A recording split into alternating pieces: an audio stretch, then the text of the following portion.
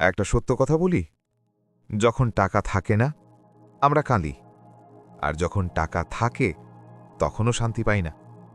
তাহলে প্রশ্নটা দাঁড়ায়, টাকা কি সত্যিই সমস্যার সমাধান, নাকি সমস্যা আমাদের মনের ভেতরে? আজ মাইন্ড আপে চলো এই প্রশ্নটার আস্তে আস্তে উত্তর খুঁজি।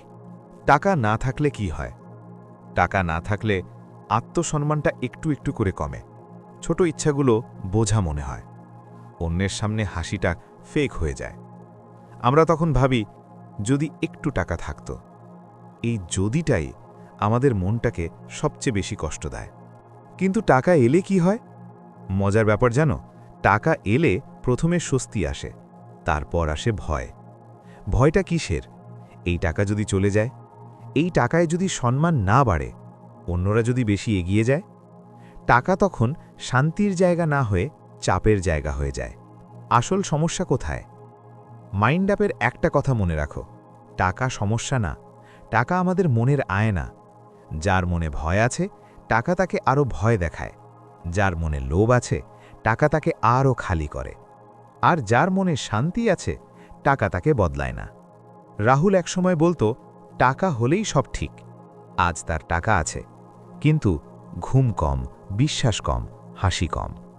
কারণ সে শেখেনি কিভাবে টাকাকে ব্যবহার করতে হয়। টাকার দাস না হয়ে টাকাকে সহচর বানাতে হয়। গীতা কি বলে?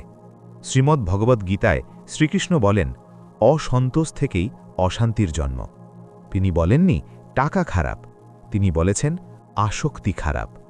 টাকা থাকুক, কিন্তু হৃদয়ে বসুক না।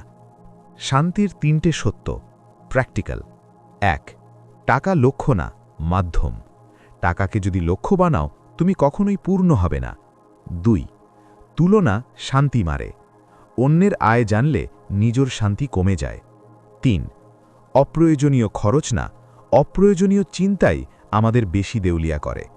একদিন কি বদলাবে?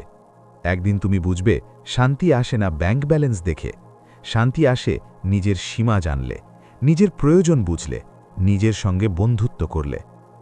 আজ যদি তোমার মনে হয় আমার কাছে টাকা আছে তবুও শান্তি নেই, নিজেকে দোষ দিও না।